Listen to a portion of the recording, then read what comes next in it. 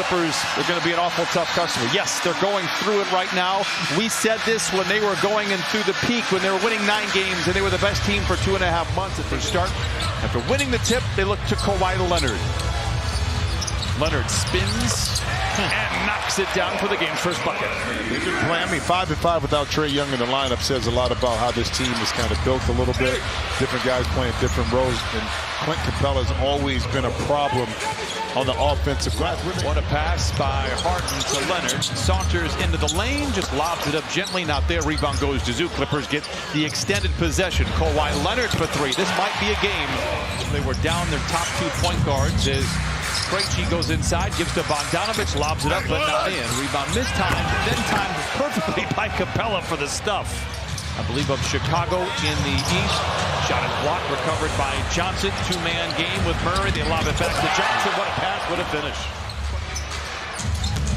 Krejci lobs it up, but not in. Was that in between like a pass and a shot? And the rebound works its way in the corner to Jalen Johnson, who knocks down to 3. The level which they thought it would be based on paper. Individually, they have had good seasons that have not equated to wins. Kawhi Leonard is going to score almost every point for the Clippers. He's got 10 of the 12 Clippers by the way. Johnson comes away with the rebound for Atlanta. If you didn't see the game in Chicago, Paul George was 11 of 12 from the field. Murray with a 3 and a timeout for the Clippers. I'm telling you, man, that's some Larry Bird stuff right there. I will say, as talented as Kyrie is, he's not the trash talker that Larry Bird is. That is for sure. George coming off the screen, curling, catching, and connecting, bringing the Clippers to within 1. Nice play out of the timeout. Oh, Jim, that's right in your wheelhouse, though. Sally Jesse, you mean from talk show host. Trent Forrest inside, no. And a finish by Fernando, and he jams it down. It's 21-16 Atlanta. And that's why the offensive rebounds and the putbacks are plentiful. George, the runway is clear. Cocks it back and punches it in. Clippers 7 of 14, Atlanta 9 of 18. By the way, 7 made shots, 5 assists for the Clippers. Hunter inside, counted at a foul. He's talked about the influence that Kawhi had, just showing him how to work, how to be a professional. Forrest inside. They go out on the wing to Hunter for 3. It's good. Big intensity in a situation I don't think he's been familiar with for a while. But he struggled a little bit in New Orleans. He can get his groove right back. Oh, and the all-time leader in corner threes made continues. Because defensively they've locked in, or they knocked in some big shots, and we can see PJ playing that role. Big 3 for Kawhi. Counted on a foul. 16 first quarter points for Leonard. Tice. Now a turnover. Minute gone by in this first quarter. 31-29. Hawks out in front. Bogdanovich for 3 and knocks it in. Fernando comes away with a big rebound inside. Atlanta leads 36-29. Johnson the other way. Reverse layup is good. It is 38-29. Counted on a foul. 2-man game with Tice. Finds an open Terrence Mann in the corner for 3. It's good. A quick 5-0 strike for the Clippers. And they cut the lead down 39-34. Hesitates on the shot. Finds Harden for a straight-on 3. Terrence, take that. I mean, you just knocked one in. And then the Clippers get torched defensively. And maybe that's a player who, like a PJ Tucker, has been out of the rotation for some time. Maybe it's one of the more trusted players with that 5, like in the Beats and Zubats. I don't think you can really predict what Tyler will do. He's from cut situations. Slow healer. Yeah, he's not putting enough vitamin E on that thing. You know what I mean? He gotta get the pill, open it up, and actually put the vitamin E on it. I do believe that sometimes the injury situation can help the team long term. Again, Plumlee went down in early November. You find Daniel Tice in Atlanta.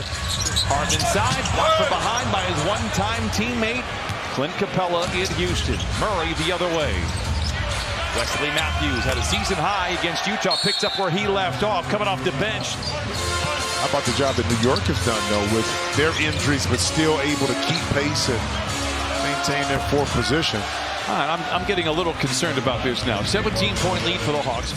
Leonard surrounded by defenders, and it's Capella that plucks it off the iron.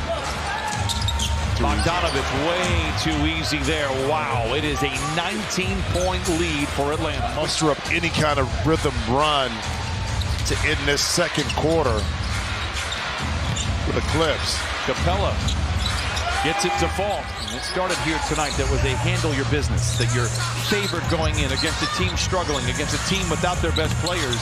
You go up against Portland this week. Interception by George with Johnson to beat.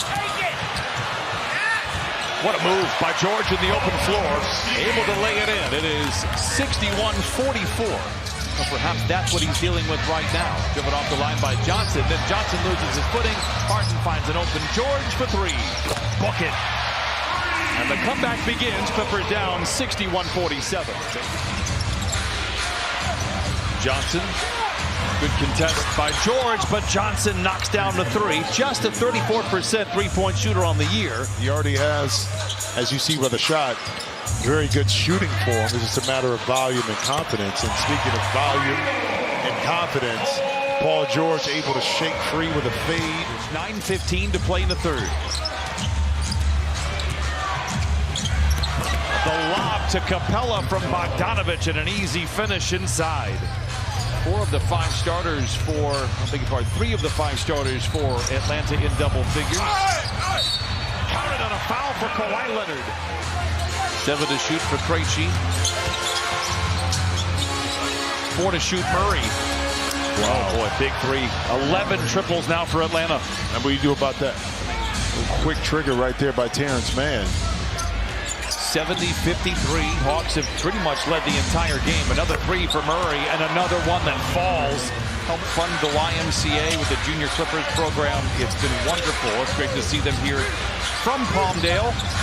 Jalen Johnson out of the timeout. Yikes. It is now 75-53, largest lead of the game. The Clippers lost to the Pelicans. They lose the tiebreaker. The Pelicans are leading in their division as well. There is no tiebreaker that favors the Clippers if they are tied with the Pelicans. Coming out of the break, I was expecting the Clippers to be very focused, very nuanced. We haven't seen it yet. And time is wasting. Matthews in the corner for 3. It's good. Strong drive by Hunter inside, high off the window and in. Wow. Forrest.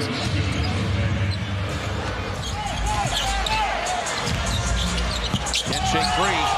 Playing with it. Playing with it. It's Johnson.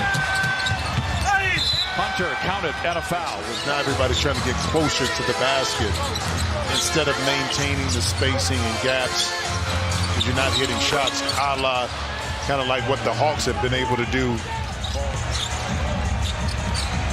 Hunter off the bench with 18 on 7 of 10 shooting. Harden counted and a foul. It's his first bucket. Clippers get into the paint on back-to-back possessions there. Fall deep into it. And it was a level of kind of the front office wrinkle that I did not fully appreciate.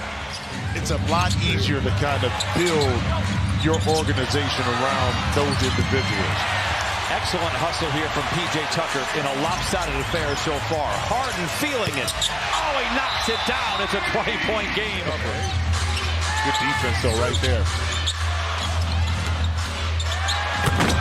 But then on the second, the Clippers had 2 good efforts. The third effort, however, Atlanta came out with a lot more energy and effort early in this game, and they set the tone. And thus far, we couldn't respond to that, only in small spurts. 9 points now for Coffee in the corner for 3.